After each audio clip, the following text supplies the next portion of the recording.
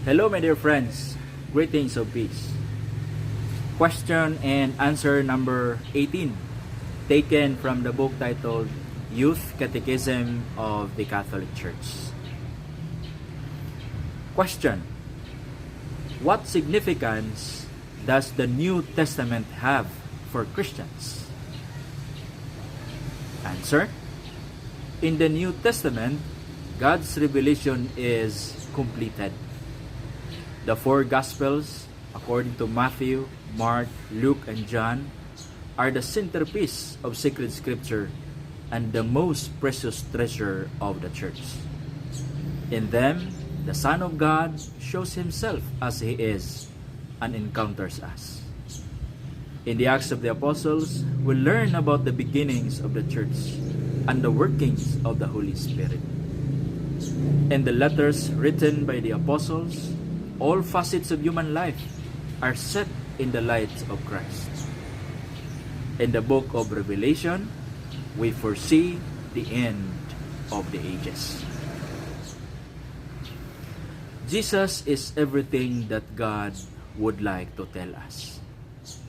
The entire Old Testament prepares for the incarnation of God's Son. All of God's promises find their fulfillment in Jesus.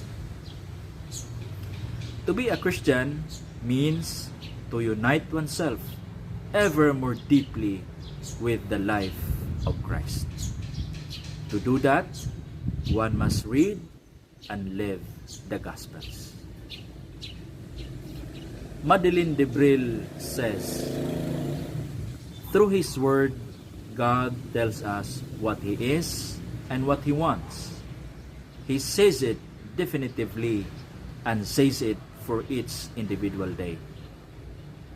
When we hold our gospel book in our hands, we should reflect that in it dwells the Word that wants to become flesh in us, desires to take hold of us, so that we might begin His life anew, in a new place, at a new time, in a new human setting.